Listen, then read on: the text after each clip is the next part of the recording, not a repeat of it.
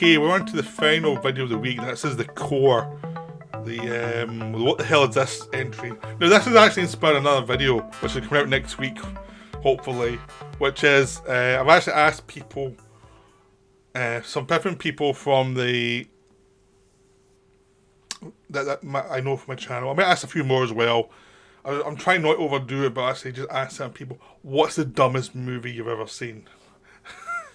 So, if I haven't asked you already, and you've got a few dumb movies, 3 dumb movies, what are the dumbest movie you've ever seen?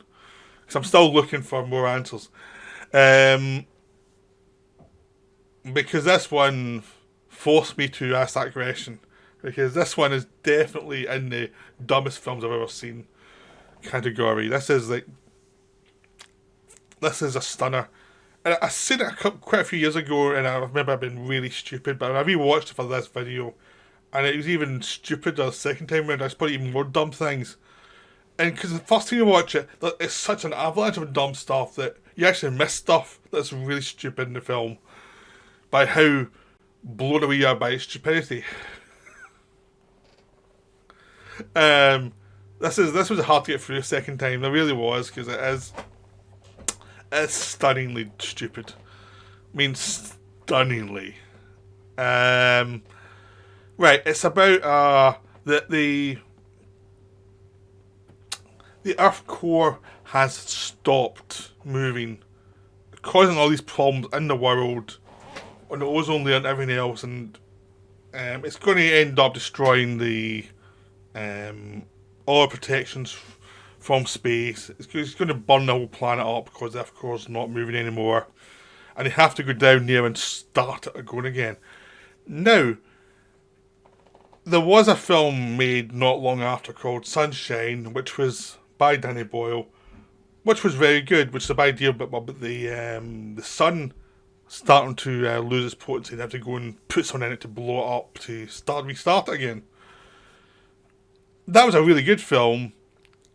The science of restarting a sun is probably dodgy, but it was all about the travel to get there and how it causes craziness and madness, and you didn't really have to be that bothered with the outcome because it's all about the atmosphere of doom.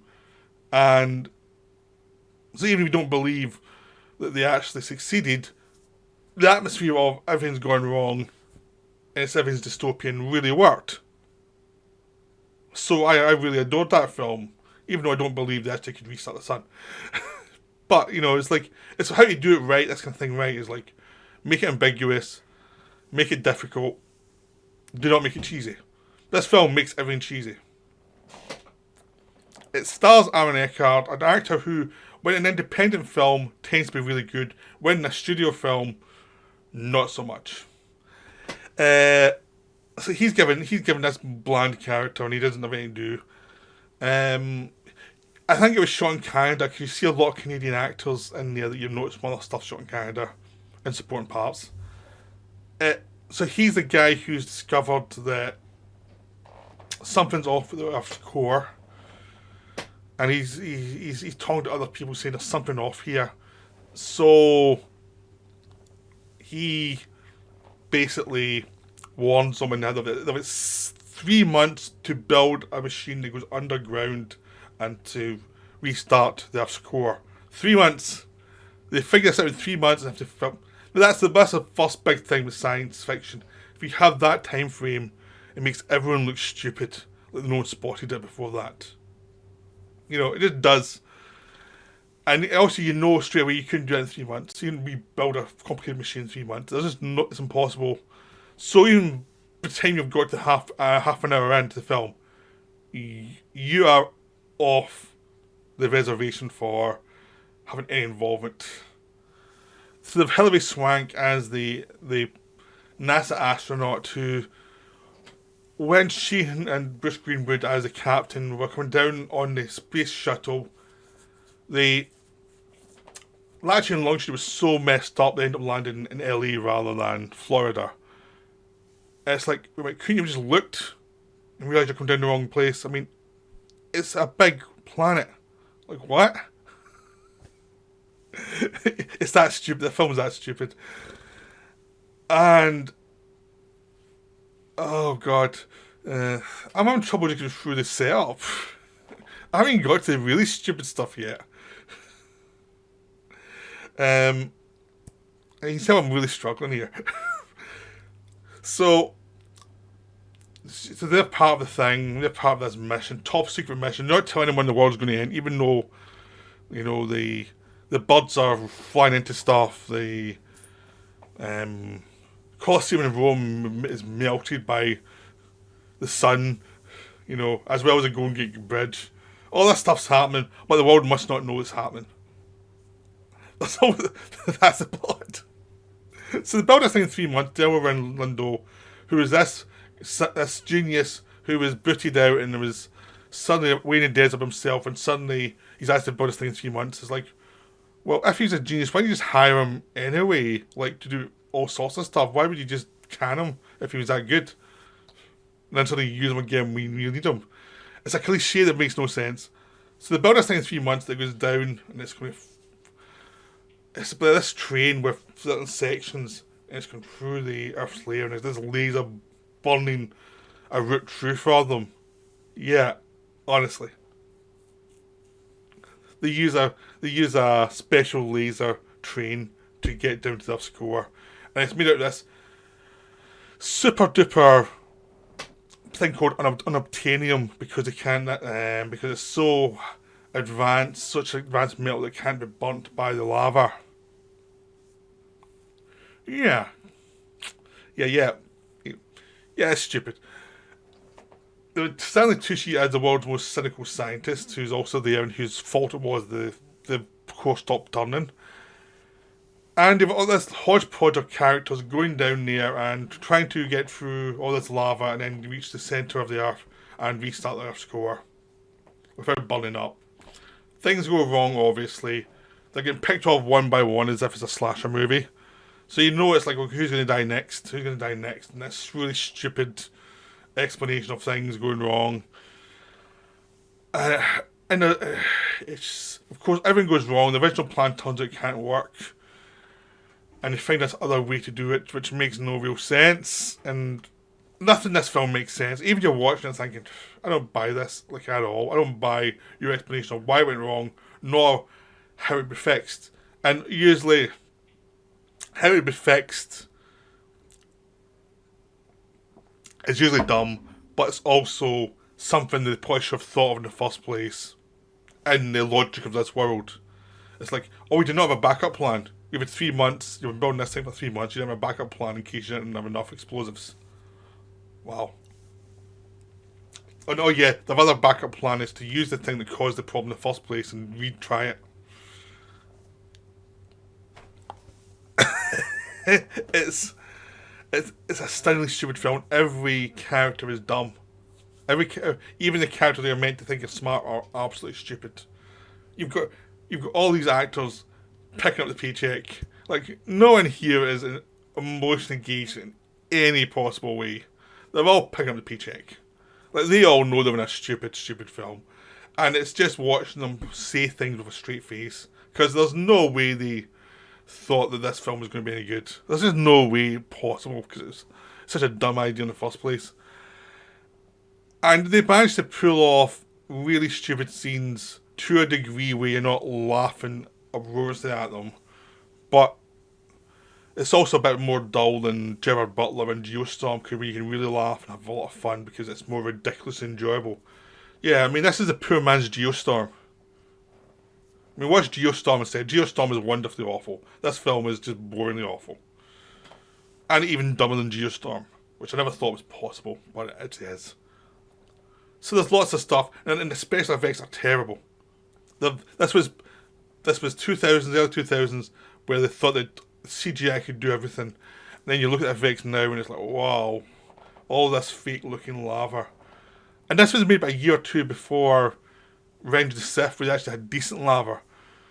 But this one, they had really fake-looking stuff that just looked like 90s CGI. It looks like just blocks of red. And this ship's flying through it, like this train going to hell. And it's losing bits of it as it goes. There's even one point where they'll leave the ship and have a wander around close by when one of them gets killed. And it's like, why did you leave the ship? They'll try to cut something and they have to do all this other weird stuff. Which doesn't make sense because it's like, well, why did you... Like, oh, we need more oxygen to burn to power this thing. So why don't you just take another canister down with you then? Like, what the hell? One of them has to put their own oxygen in it. And it's like, this is really stupid. This is just dumb. This is false drama. And why are you getting out in the middle of something that would burn you alive? Like, legitimately. Not even that, the pressure, that depth would crush you. If you even thought about leaving that place. You know, I'm not an expert, but I know these things. It's like, if you were, even if you were pretty high up compared to getting to the score, the pressure would crush you. You know. And they're wandering around, not getting burnt alive, not getting crushed, or anything. It's like stunningly stupid. Apparently, in this film, you don't have to worry about being burnt alive or crushed by the pressure when you're closer to the core. Not, you know, well below sea level, where there are already problems with pressure on a body. Doesn't matter. Oh god, it's so stupid. And they're talking like they're in like the worst sci-fi novel ever. They're making bad jokes and they're offering explanations that make no sense. And and just like Armageddon, every so often when it gets a bit bored, they go back to the world, have a world thing destroyed. But everything's meant to be top secret, so you don't know what's going on. And it's like, it's really stupid. It makes Armageddon look good. This film is dumb as hell. This film is like the Mount Rushmore of dumb. This is like... I'm just scratching the surface of stupid here. It goes on... It's a 2-hour film. Every minute has something objectively stupid. There's a whole computer hacker subplot that I'm not even going into that's stupid as well. But basically, he hacks the NASA stuff in about 2 minutes to do something, to turn off something that is like, what, really? You're really going there? Wow. There's all sorts of stuff. Like, you know, like they have to stop the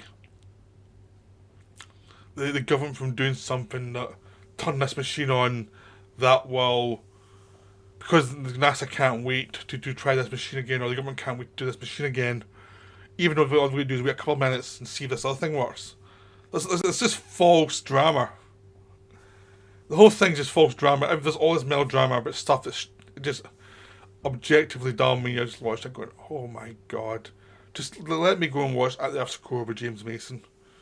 You know, just let me go and watch that instead and watch this trash. This is a whole level of stupid. It's like, you cannot take like old school sci-fi stuff from like the Victorian era and take it seriously now. We know too much.